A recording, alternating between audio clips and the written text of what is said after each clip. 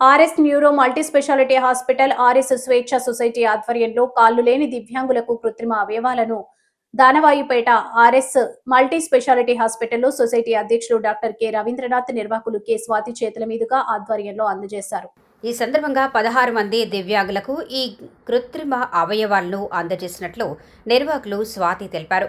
గత 6 సంవత్సరాల్లో కానివాడ, ముసురు, పింజరకొండ, పనసలోవ, గూబైనగండి, కెచ్చాలవిడ, బంద, రౌడికోట, తంగెళ్లవంద వంటి గ్రామాల్లో పాఠశాలలో విద్యార్థులకు అవసరమైన మెటీరియల్స్ అందించామని, ఎంతో మందికి 3 చక్రాల సైకిళ్లు అందజేశామని, ఈరోజు సొసైటీ 122వ క్యాంపు ఉభయ గోదావరి జిల్లాల్లో ఎవ్వరూ నిర్వహించామని, కృత్రిమ అవయవాల పంపిణీ డాక్టర్ రవీంద్రనాథ్ సహాయంతో నిర్వహించామన్నారు. ఈ కార్యక్రమానికి సహకరించిన జిల్లా దివ్యాంగుల పునరావాస కేంద్రం, ఉమా ఎడ్యుకేషనల్ అండ్ టెక్నికల్ సొసైటీకి రవీంద్రనాథ్, స్వాతి దంపతులు కృతజ్ఞతలు తెలిపారు.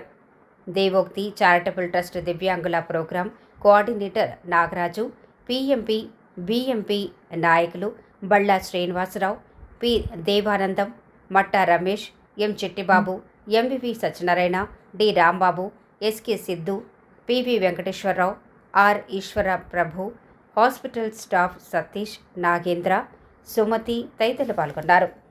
ఉభయ గోదావరి జిల్లాల్లో ఈ కార్యక్రమం కండక్ట్ చేసింది అంటే ఇలా దివ్యాంగులకి మనం ఈ జైపూర్ లెక్స్ ఇస్తుంది అయితే మా హాస్పిటల్ తరపున ఇస్తున్నాం. మొట్టమొదటి హాస్పిటల్ ఇది.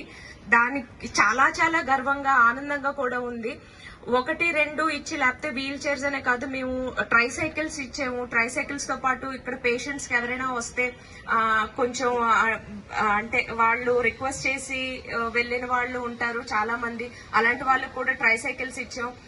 తర్వాత మన బల్లా శ్రీనివాసరావు గారు కూడా చాలా మంది రికమెండ్ చేస్తూ ఉంటారు, ఆయన తరపున వచ్చిన వాళ్ళకి ట్రైసైకిల్స్ ఇచ్చాం. ఇలాగా ఎన్నో కార్యక్రమాలు, ఈ కార్యక్రమాలనే కాదు, ఆర్ఎస్ స్వేచ్ఛ సొసైటీ తరపున గిరిజన గ్రామాలకు కూడా వెళ్లి చేసే ప్రతి ఒక్క కార్యక్రమాలకు కూడా ఈ ఆర్ఎస్ స్వేచ్ఛ సొసైటీకి స్పాన్సర్, కాంట్రిబ్యూటర్, అది మెయిన్ పిల్లర్ ఎవరు అంటే మన డాక్టర్ గారు, డాక్టర్ రవీంద్రనాథ్ గారేనండి. ఆయన చేతుల మీదుగా ఎన్నో కార్యక్రమాలు చేశాం. ఇది 122వ సేవా కార్యక్రమం.